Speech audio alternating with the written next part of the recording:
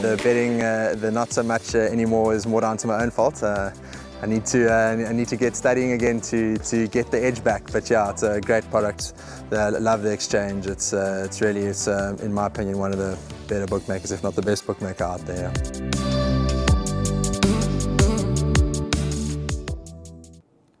It's time for race number 8 now, and race 8, Hollywood Bets Bright Future FM 65 handicap, set to be run over the 1400 meter trip.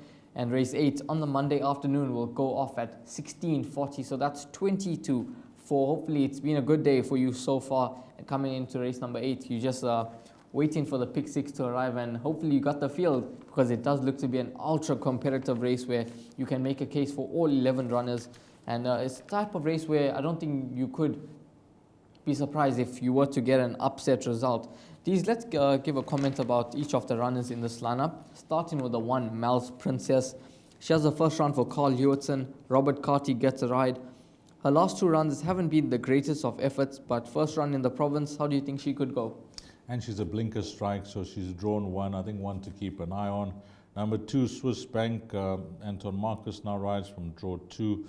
On that flower season run, I mean, there wasn't much that separated what Winter's Destiny, Leopard Lady, Swiss Bank, Royal Kitty, Capriso, and of course Flower Season. So 85 to a 63. 3, Kildonan Bay. Of late, the form is off. Flower Season, the winner beating a few last time out. Can she follow up?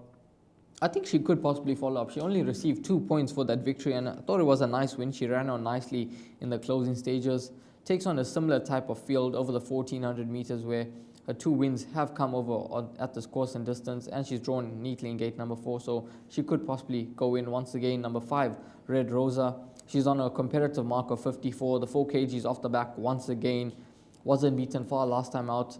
She could be a horse that could be lurking. Yeah, 1 for the minor places. Number 5, Red Rosa. I think trifectas and quartets will be a popular choice.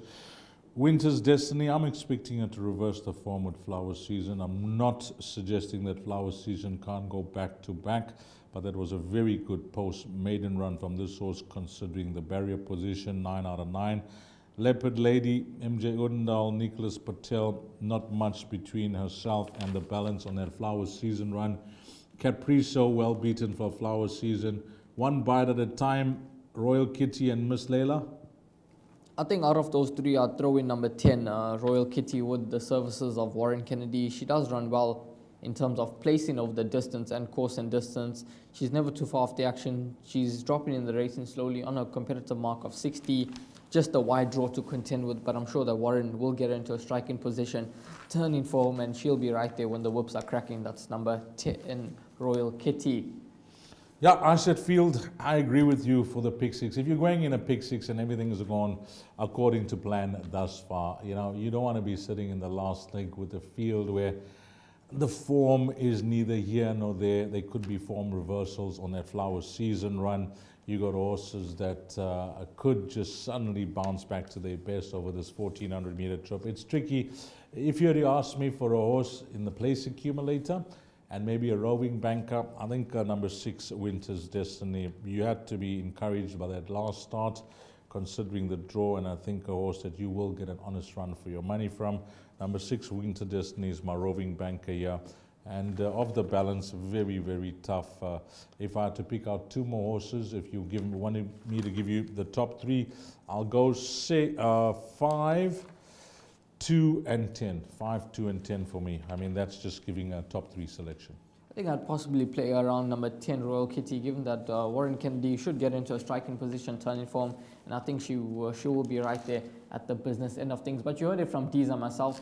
Possibly the best way in terms of the exotic bets to have the field in with regards to your pick 6 and the jackpot, and hope for a little upset result in the final race.